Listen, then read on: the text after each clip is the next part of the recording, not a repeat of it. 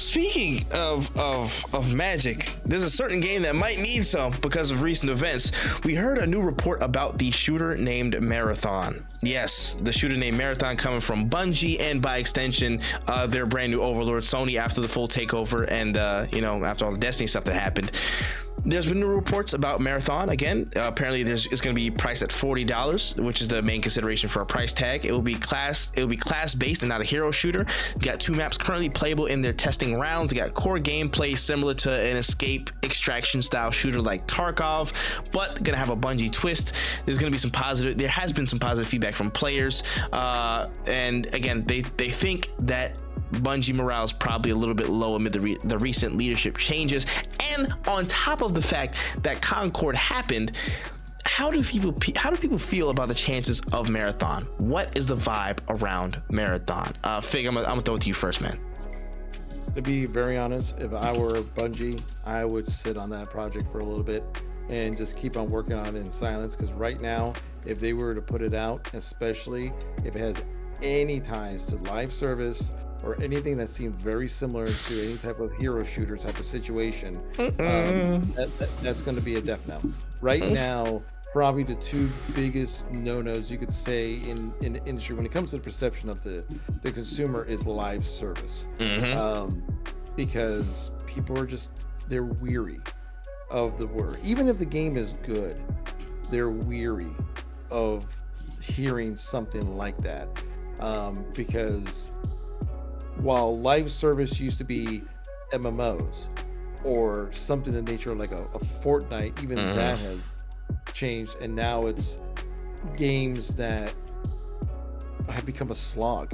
Yeah. And all the things that people have said for years, that the people who defended companies with their very life for some reason kept on ignoring, when they were like, hey, all these microtransactions and how even cosmetic microtransactions have a bad portion, have a detriment, can be detrimental to people and society who have addiction issues or spending issues or whatnot. And people are like, no, you're not. Cosmetic is fine.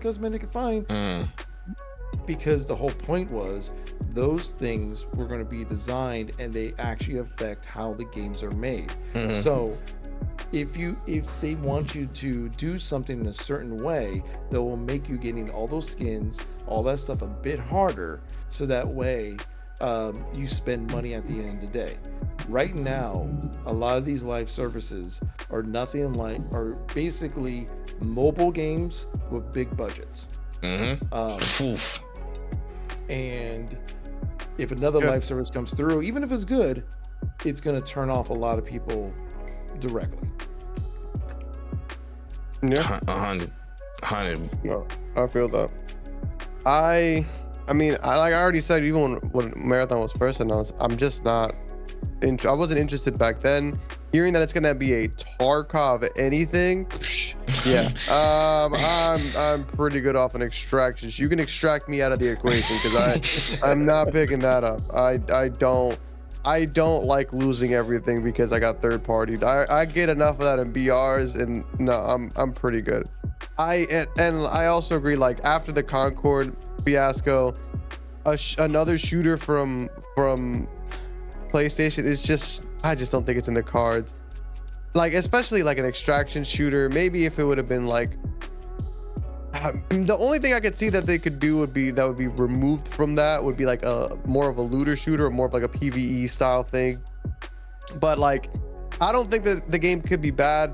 I would need to see more first, but right now talking about a shooter after you just gave up on Concord, it's not the best.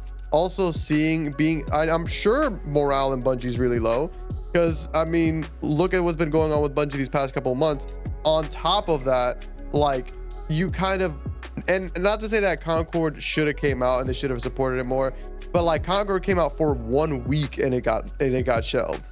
Yeah. Imagine being Bungie and being like, yeah man, can't wait to develop a game for PlayStation, the people who supported Concord, you know, like that's scary.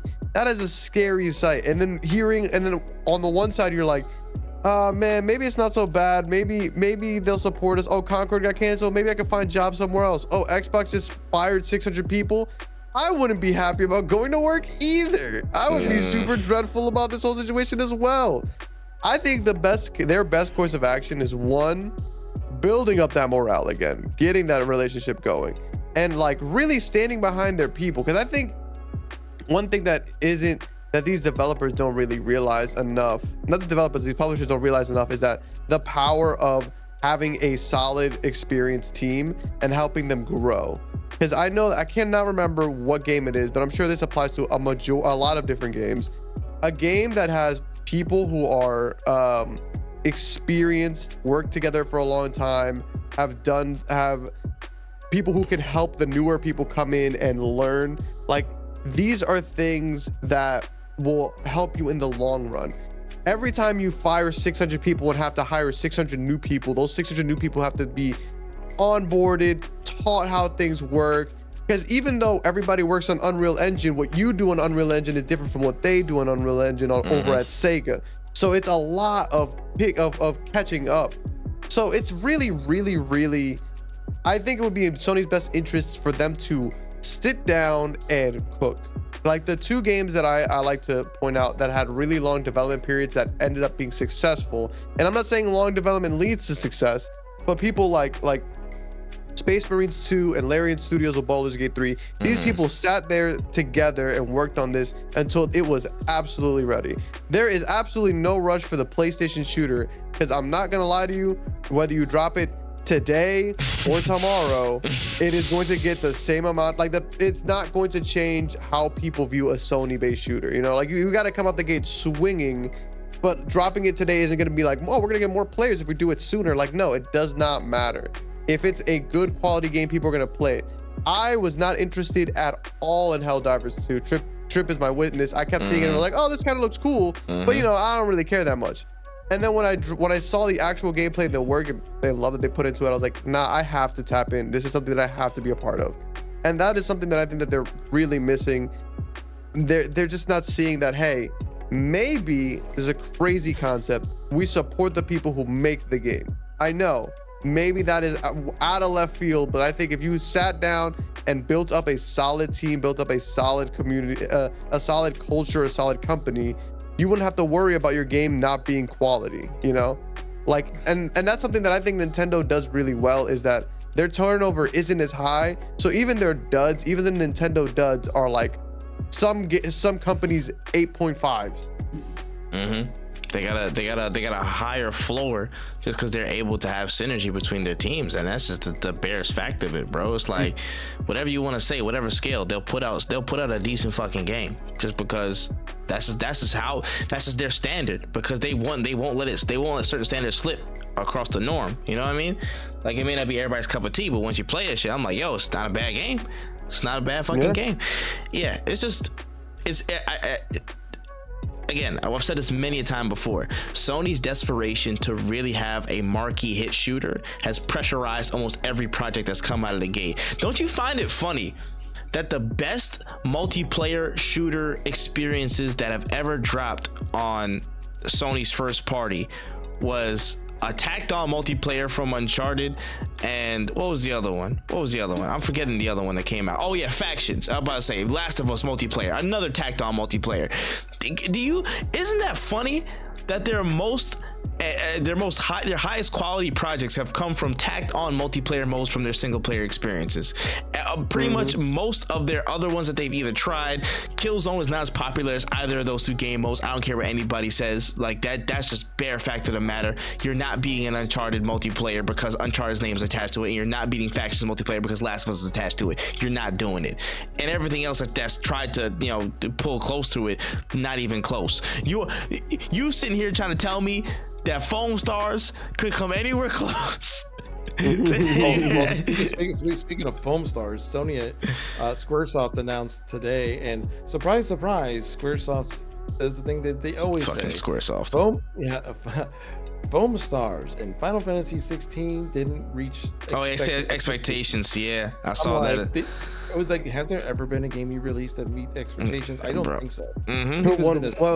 Their expectations are But go ahead. Listen, I don't think there's ever been a Square Enix game that met their expectations ever. they in a damn making the band 360 deal with these exclusives, man. I'm about to say there's a reason why, but at least part of the reason why your fucking sales numbers is disappointing. But that's a whole nother thing. But yeah, it's just like why would anything else inspire confidence in the shooter space from PlayStation when the best thing that y'all have done is attacked on multiplayer mode from two mainly focused single player experiences? What inspires confidence in me at that point? Not much beyond that.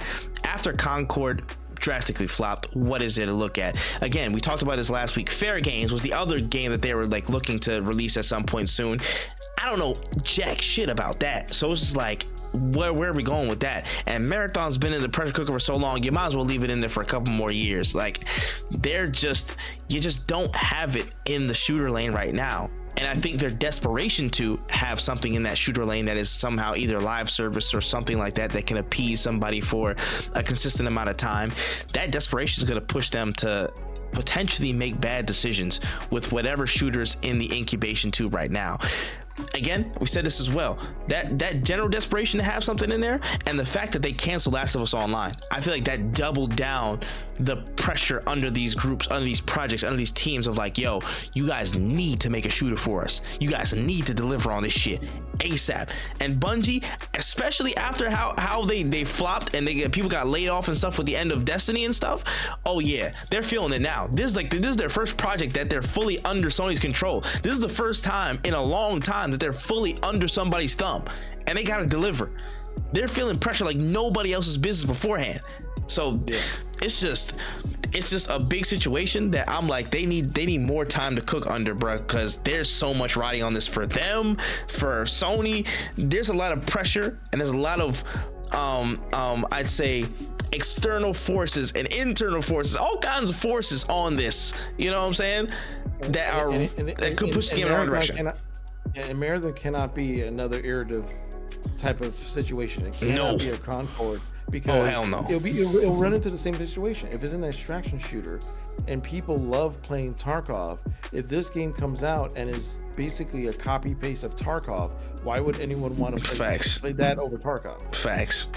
That's the bare fact of the matter. If your quote unquote Bungie twist is not definitive and differentiable enough from Tarkov and all the other extraction shooters out there, what are we doing here? Why do I care? Why should I even stick around enough, you know? And that's what's gonna catch him, man. That's what's gonna catch him. But we'll see, man. We'll see about it. But for right now, confidence is not too high.